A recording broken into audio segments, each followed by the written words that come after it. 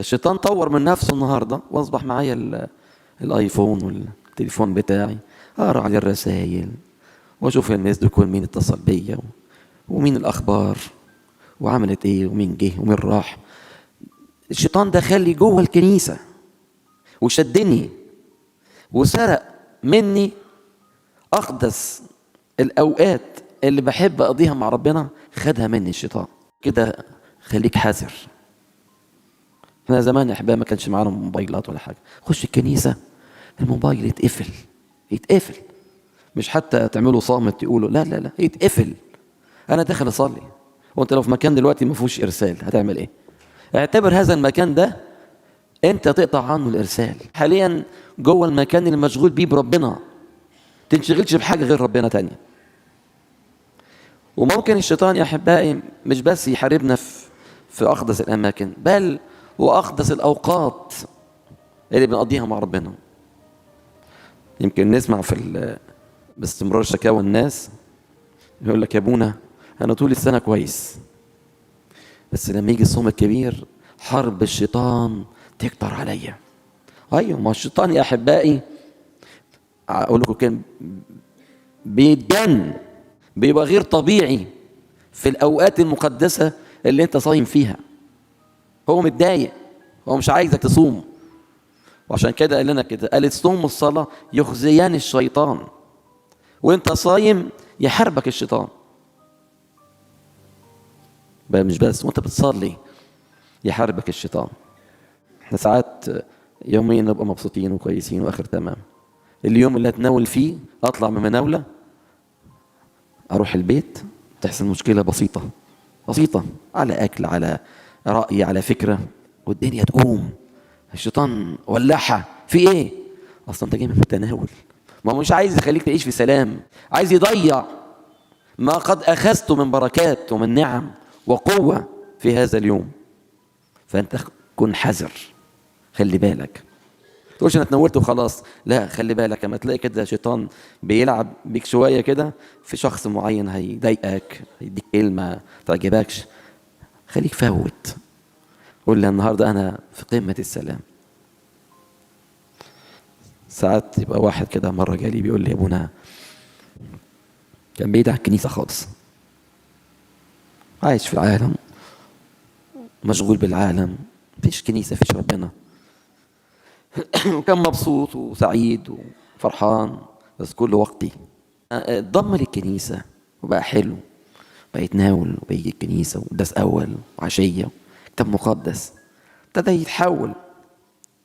فسألني سؤال بعد 3-4 شهور، يقول لي يا ابونا أنا كنت بعيد عن ربنا، ما كانش بيحصل لي حاجة، لما جيت لربنا، هو عايز يقول تعبير يعني سامحوني فيه، المصايب كلها حلت عليا. هو حصل ايه؟ يقول له اصلا انت الاول كنت مع الشيطان، وانت مع الشيطان هيحاربك ازاي؟ انت حبيبه، انت صاحبه، يحاربك ازاي؟ مش هيحاربك. لما تركته وسبته ورحت لربنا وارتميت في حضن ربنا، ابتدى يحاربك، ابتدى يقول لك انا ولا انت بقى، وابتدى يحاربك جامد. فما تقلقش من هذه الحروب. اما يجي لك كده قول له يعظم انتصارنا بالذي احبنا، هنتصر عليك، هنتصر عليك. انا تركت العالم وتركتك وتركت كل شيء، وانا عارف مهما حاربتني انا خلاص، انا واثق ان انا ههزمك، وان انا بقوة المسيح انا منتصر. ساعات يا احبائي الشيطان يشن حربه علينا من خلال اصدقائنا واحبابنا والناس المقربين لينا، اقرب الناس الينا، احب الناس الينا. فاكرين المسيح له المجد قال لي بطرس كلمة صعبة، قال له اذهب عني يا شيطان. ده تلميذك، ده الشخص الغيور عليك اللي قال لو كله سابك انا مش هسيبك، وعمل مواقف باندفاع قوية فيها غيرة شوية. قال لا، بس كان عايز يمنعني عن اقدس واحسن حاجة انا جاي لها مخصوص. اما قال له ايه؟ قال له حشاك يا رب ان تصلب. جاية من بطرس الرسول. لا، خلي بالك لألا تقع تقول اصله صاحبي قال لي، اصل ده حبيبي، اصل انا اثق فيه. خلي بالك، لأن الشيطان إن لم يستطع أن يغلبك يروح لأحسن واحد أنت بتحبه وبتقدسه وبتثق فيه، يروح داخل لك من ناحيته، وبالتالي يوقعك برضه في الخطية. فخلي بالك، انتبه. ده ساعات تانية يحاربنا من خلال الكتاب المقدس. يا ناس يا أحبائي، يا ناس تقول لك طب مش الكتاب بيقول، مش قال قليل من الخمر يصلح المعدة؟ ويديله الآيات بالمفهوم وبالاختصار اللي هو يريحه ضميريا، يقول له قال كده. لا، ما انت تفهم، هو قال المسيح له المجد كان كل شيء يقول له مكتوب مكتوب مكتوب. يقول له مكتوب هيوصي ملائكته بك عشان يحفظوك، عشان لو رجلك اتصدم من البحر هينجيك وهو ما تخافش. لا، هو مش يقول لك روح ارمي نفسك وبعدين انا هنقذك. لا، انت لو وقعت هو هينقذك، مش هيسيبك تقع ربنا ابدا. فما تاخدش حاجات كده بسيطة او آية، قصور الآية من الخارج او الامر السطحي وتحط عليه سند لحياتك. لا، خش للعمق، اعرف ربنا عايز ايه بالظبط منك. تبقاش انسان عايش في قشور الايات وفي مظهر الايات. لا، احنا يا احبائي مسيحيتنا مسيحيه عمق. ادخل لجوه عشان تصل الى اعماق الله. ساعات الشيطان يا احبائي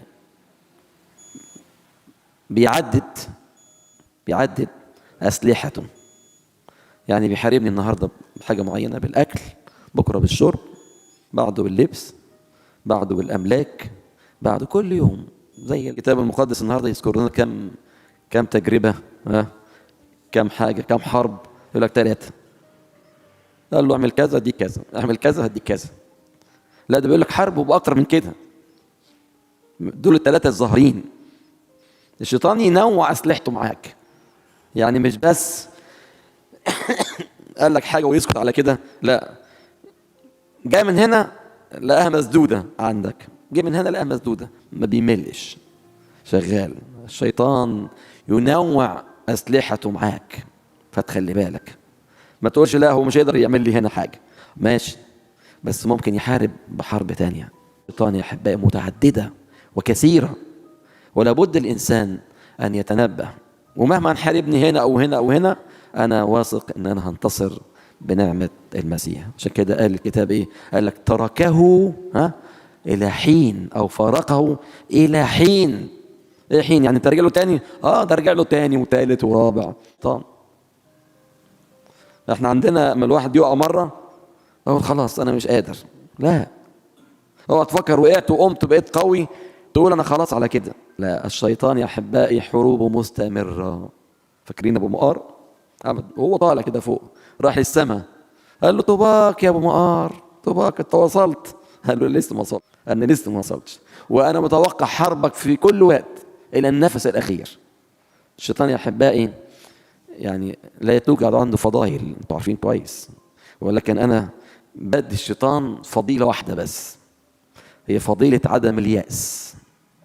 انه لا ييأس ابدا من حربنا، لا ييأس وما يسيبناش، ولا انت ولا انا ولا اي حد، طول النهار طول عمرنا يحاربنا. هو انت ايه فاضلنا؟ يقول لك انا قاعد لكم، انا قاعد لكم، انا هظل احارب فيكم.